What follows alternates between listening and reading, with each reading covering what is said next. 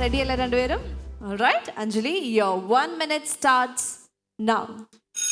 എല്ലാവർക്കും നമസ്കാരം. മത്സരം പുരോഗതിയിലേക്കുള്ള പ്രചോദനമാണെന്ന് അമേരിക്കയുടെ 31ാമത്തെ പ്രസിഡന്റ് ഹെർബർട്ട് ഹൂമർ പറഞ്ഞു വെക്കുന്നുണ്ട്.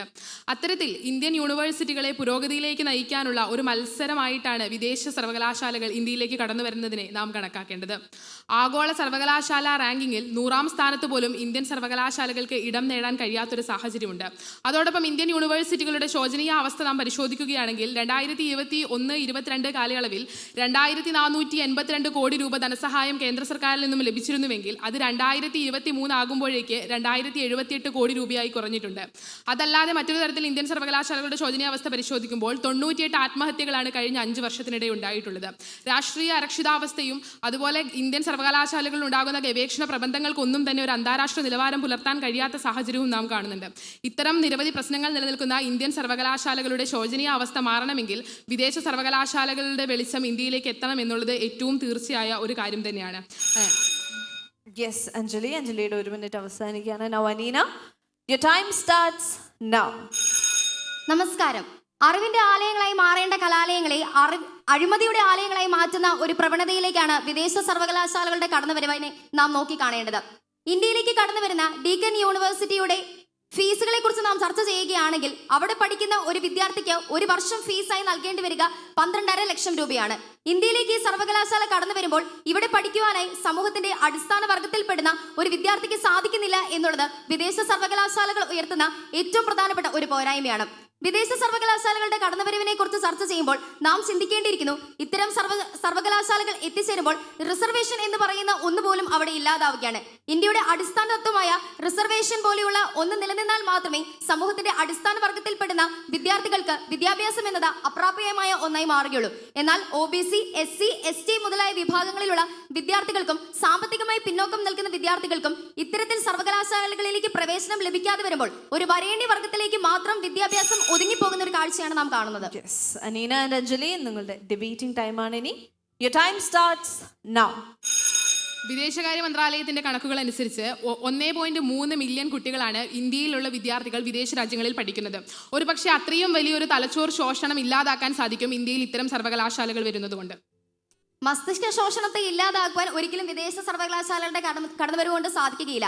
അതിനുള്ള ഏറ്റവും വലിയൊരു ഉദാഹരണമാണ് ഡീക്കൻ യൂണിവേഴ്സിറ്റി ഇന്ത്യയിലേക്ക് കടന്നു വരുമ്പോൾ ഇവിടെ പഠിക്കുന്ന വിദ്യാർത്ഥികൾക്ക് ACSലേക്കാണ് പിന്നീട് അവർക്ക് ജോലി ലഭിക്കുന്നത്. അതായത് ഓസ്ട്രേലിയൻ കമ്പ്യൂട്ടർ സൊസൈറ്റി. അവർ നേരിട്ട് തന്നെ റിക്രൂട്ട് ചെയ്യപ്പെടുക ഓസ്ട്രേലിയൻ സമൂഹത്തിലേക്കാണ്. അതുകൊണ്ട് തന്നെ ഇവിടെ അവർക്ക് വിദ്യാഭ്യാസം ലഭിച്ചു എന്നതുകൊണ്ട് ഒരിക്കലും മസ്തിഷ്ക ശോഷണത്തെ നമുക്ക് തടയാൻ സാധിക്കില്ല എന്ന് നാം ചിന്തിക്കേണ്ടിയിരിക്കുന്നു.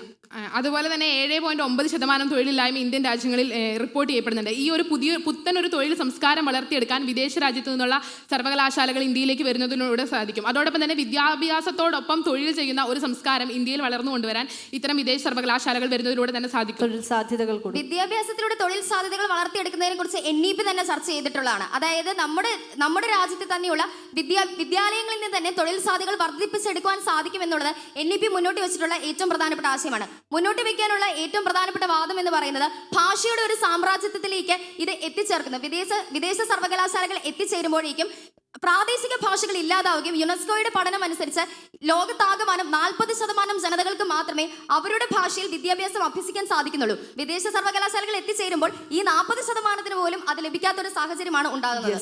ഭാഷയുടെ ശോഷണം ഉണ്ടാകുമെന്ന് പറഞ്ഞു. അതിന് ഞാൻ എതിർക്കുകയാണ്. അതിന്റെ പ്രധാനപ്പെട്ട കാരണം എന്താണെന്ന് പറയുമ്പോൾ 1500-ലധികം ഭാഷകൾ നിലനിൽക്കുന്ന ഇന്ത്യ പോലൊരു രാജ്യത്ത് മറ്റൊരു ഭാഷ കടന്നു വരുമ്പോൾ ഒരിക്കലും ഭാഷയുടെ അടിച്ചമർത്തലുകൾ ഉണ്ടാകപ്പെടുന്നില്ല. ഇംഗ്ലീഷ് എന്ന് പറയുന്നത് ഇന്ത്യയിൽ ഭൂരിഭാഗം ആളുകൾക്കും അറിയാവുന്ന ഒരു ഭാഷയാണ്. അതുകൊണ്ട് തന്നെ അത്തരത്തിലുള്ള ബുദ്ധിമുട്ട് അവിടെ ഉണ്ടാകാൻ പോകുന്നില്ല. വിശ്വഭാരതി സർവകലാശാലയിൽ പറയുന്നത് പോലെ ലോകത്തെ ഒരു കിളിക്കൂടാക്കി മാറ്റുകയാണ്. അവിടെ ഒരു സാംസ്കാരിക കൈമാറ്റം നടക്കുന്നുണ്ട്. ആ സാംസ്കാരിക കൈമാറ്റത്തിലൂടെ യുക്തിചിന്തയും ശാസ്ത്രബോധവും വളർത്തുന്ന ഒരു വിദ്യാർത്ഥി സമൂഹത്തെ സൃഷ്ടിക്കുവാനും അവയെ വളർത്തിക്കൊണ്ട് വരുവാനുമാണ് സാധിക്കുക. അത്തരം ഗവേഷണ പ്രബന്ധങ്ങൾ ശാസ്ത്രബോധവും യുക്തിബോധവും ഉള്ളതായി മാറുന്ന കാലഘട്ടത്തിലേക്കാണ് ഈ ഇന്റർനാഷണൽ സർവകലാശാലകൾ സാധിക്കുന്നത്. സാംസ്കാരിക കൈമാറ്റം നടത്തപ്പെടുന്നു എന്ന് പറയുമ്പോഴും നാം ചിന്തിക്കേണ്ടിയിരിക്കുന്നു, നമ്മുടെ സർവകലാശാലകളെ അരാഷ്ട്രീയവൽക്കരിക്കാൻ പോലും ഇത്തരം സർവകലാശാലകളുടെ കടന്നുവരവിലൂടെ സാധിക്കുന്നുണ്ട്. അതായത് സമൂഹത്തിൽ ഒരു തെറ്റ് നടന്നാൽ അത് തെറ്റാണ് എന്ന് ചൂണ്ടിക്കാണിച്ച് പറയേണ്ട യുവജനങ്ങളെ നിശബ്ദരാക്കി മാറ്റുവാനായി ഇത്തരം വിദേശ സർവകലാശാലകളുടെ കടന്നുവരവ് വഴി സാധിക്കുന്നുണ്ട്. അങ്ങനെ ഒരിക്കലും ഉണ്ടാകുന്നില്ല. ഗ്രേറ്റ തുൻബർഗിനെ പോലുള്ള കാലാവസ്ഥാ ശാസ്ത്രജ്ഞന്മാർ ഇന്ത്യൻ വിദ്യാർത്ഥികൾക്ക് വരെ മാതൃകയായിട്ടുള്ള ആളുകളാണ്. അതായത് അദ്ദേഹത്തെ പോലെയുള്ള അല്ലെങ്കിൽ അത്തരമുള്ള നിരവധി വ്യക്തിത്വങ്ങൾ വളർന്നു വരുന്നതിന് ഇത്തരം സർവകലാശാലകൾ ഇന്ത്യയിൽ വരുന്നതിനോട് വലിയ പ്രയോജനമുണ്ടാകും. യെസ് അനീന. മൗറിറ്റസ് യൂണിവേഴ്സിറ്റിയുടെ മൗറിറ്റസ് യൂണിവേഴ്സിറ്റിയെ കുറിച്ച് നാം ചിന്തിക്കേണ്ടിയിരിക്കുന്നു. മൗറിറ്റസ് യൂണിവേഴ്സിറ്റി ആരംഭിച്ച സമയത്ത് 2000 വിദ്യാർത്ഥികൾക്ക് വേണ്ടിയാണ് അതൊരു വിദേശ സർവകലാശാലയായി ആരംഭിച്ചത്. എന്നാൽ ഏകദേശം 200 വിദ്യാർത്ഥികളെ മാത്രം എൻറോൾ ചെയ്യാൻ സാധിക്കുകയും പിന്നീട് ആ സർവകലാശാല പൂട്ടിപ്പോവുകയും ചെയ്തിരുന്നു. അതുപോലെ നാം ചിന്തിക്കേണ്ടിയിരിക്കുന്നു, വിദേശ സർവകലാശാലകൾ കടന്നു വരുമ്പോൾ നമുക്ക് നൽകാൻ സാധിക്കുന്ന വിദ്യാഭ്യാസത്തിന്റെ ക്വാളിറ്റി എത്രമാത്രമാണെന്ന്. കാരണം ചൈന പോലെയുള്ള ഒരു രാജ്യത്ത് 2 വർഷത്തെ ബിരുദ കോഴ്സുകൾ 1 വർഷമായി വെട്ടിച്ചുരുക്കുമ്പോൾ വിദ്യാർത്ഥികൾക്ക് നൽകുന്ന വിദ്യാഭ്യാസത്തിന്റെ അടിസ്ഥാനപരമായ ക്വാളിറ്റി എപ്രകാരമാണ് വിദേശ സർവകലാശാലകൾ ഉറപ്പിക്കാൻ സാധിക്കുന്നത്? ഇന്ത്യയിലെ 140 കോടി ജനങ്ങൾ താമസിക്കുന്ന ഇന്ത്യയിൽ അത്തരത്തിലുള്ള ഒരു വിദ്യാഭ്യാസത്തിന്റെ ക്വാളിറ്റി തീർച്ചയായും ഉറപ്പിക്കാൻ സാധിക്കും. അതായത് ഉദാഹരണത്തിന് വെബ്സ്റ്റാർ യൂണിവേഴ്സിറ്റിയെ പോലുള്ള നിരവധി യൂണിവേഴ്സിറ്റികൾ നമുക്ക് ഉദാഹരണമായി എടുക്കാം. അവ സിംഗപ്പൂരിലും ചൈനയിലും നോർവേയിലും തുടങ്ങിയ എല്ലാ രാജ്യങ്ങളിലും ഉദകരിച്ചിട്ടുള്ള മാതൃകകൾ തന്നെ നമുക്ക് കൈക്കൊള്ളാവുന്നതുമാണ്. അനീന.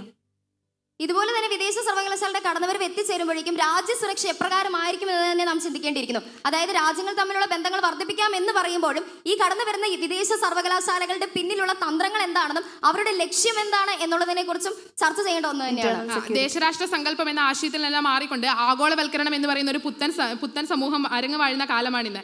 ഈ ആഗോളവൽക്കരണ കാലത്ത് സൈനികമായിട്ടുള്ള ഉടമ്പടികളായിക്കോട്ടെ ഏതൊരു കാര്യത്തിനും നമ്മൾ അഞ്ജലി ആൻഡ് അനീന രണ്ടുപേരുടെ സമയം അവസാനിക്കുകയാണ്. ഒന്ന് കൈകൊടുത്ത് പിരിഞ്ഞോളൂ. നല്ലൊരു കയ്യടി കൊടുക്കുക.